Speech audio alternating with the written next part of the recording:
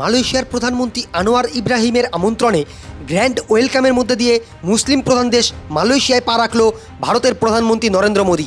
প্রশ্ন হলো, ভারত কেন হঠাৎ মালয়েশিয়ার দিকে এত ফোকাস করছে? এর উত্তর লুকিয়ে আছে একটা জায়গায়, আর সেটা হলো মালাক্কা প্রণালী। মোদী সরকার 2014 সালে অ্যাক্ট ইস্ট পলিসি চালু করেছিল, যার উদ্দেশ্য ছিল চীনের প্রভাব কমিয়ে দক্ষিণ পূর্ব এশিয়ার দেশগুলোর সাথে অর্থনৈতিক, কৌশলগত এবং সাংস্কৃতিক সম্পর্ক জোরদার করা। ভারতের অ্যাক্ট ইস্ট পলিসি মানে শুধু বন্ধুত্ব নয়, এটা পূর্ব এশিয়ায় প্রভাব, বাণিজ্য আর নিরাপত্তার লড়াই।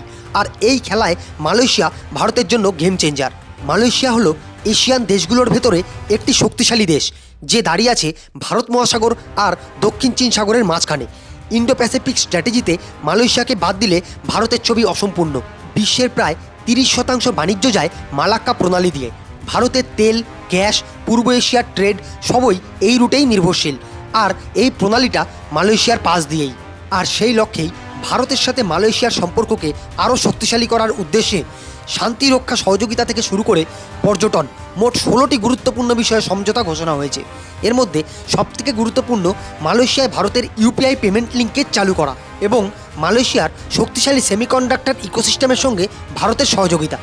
এই কারণেই মোদির দুদিনের মালয়েশিয়া সফর শুধু ভিজিট নয়, এটা স্ট্র্যাটেজিক মেসেজ।